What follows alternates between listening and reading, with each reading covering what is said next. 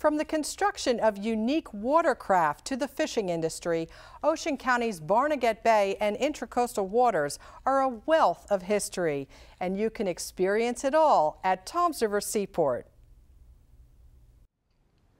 Long before the office buildings, shops, and beautiful homes built up this historic Ocean County town, Toms River was rooted in the maritime trade. Today, volunteers from the Toms River Seaport preserve that rich history every day.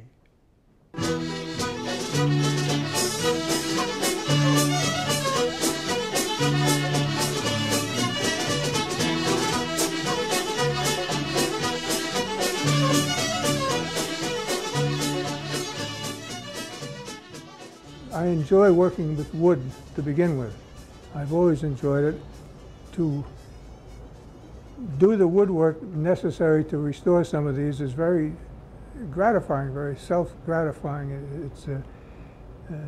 And to do it properly and to do it authentically, and that is, for example, when we're putting planking in, we'll literally cut them to the thickness with our shaper, our planer, and we'll make a steam box and we'll steam them and bend them properly. As you know, I'm retired, so this is what I do to stay busy, and physically and mentally. The Toms River Seaport Society was formed in 1976 to protect and preserve the maritime history of the Barnegat Bay and surrounding area. Over the years, the organization created a living museum where visitors can see old-time watercraft unique to the region. They may even get to watch boat enthusiasts and carpenters rebuild and renovate not just the boats, but the buildings that house them. We are dedicated to the preservation of the maritime history of the Toms River, Barnegat Bay area. That's what we do.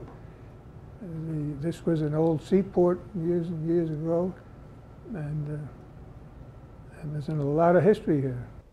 It's an ideal place to get involved in something like that because there's so much of that history around us that it's not hard to find some to work on. And visitors to the seaport will take a walk back in time even before they enter the main building.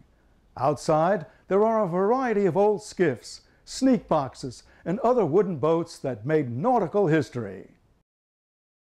The Sheldrake was owned by Slade Dale, who sailed this thing from New York Harbor to Miami, Florida, back in, I think it was October of 1925. But this is the actual boat.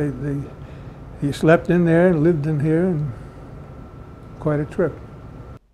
Once inside, there are plenty of tools, nautical equipment, and memorabilia to pique the interest of every boating or history buff. And for the researchers, the building's old hayloft is now a library. Even our own members and trustees come in here and they say, gosh, I wish I could spend all day here because there's so many books that they would like to read, you know, but there's, you can't reach them all. But we have a section called History. It's true stories, and of all the sections that we have, I think history is one of the biggest. So there's a lot of history behind, you know, stories being told. You build up a camaraderie, you might say, for the people that are here.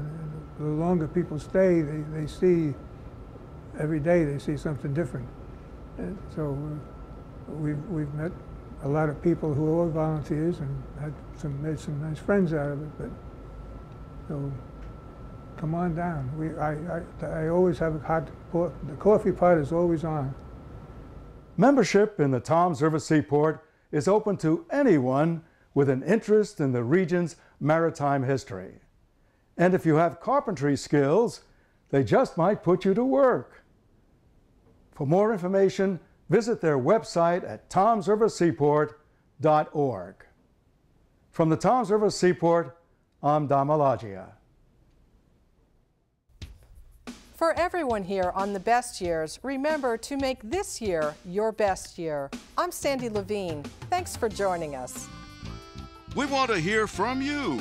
Send us your comments and show ideas. Call the Best Years Hotline at 732-255-0445 or email thebestyears@ocean.edu.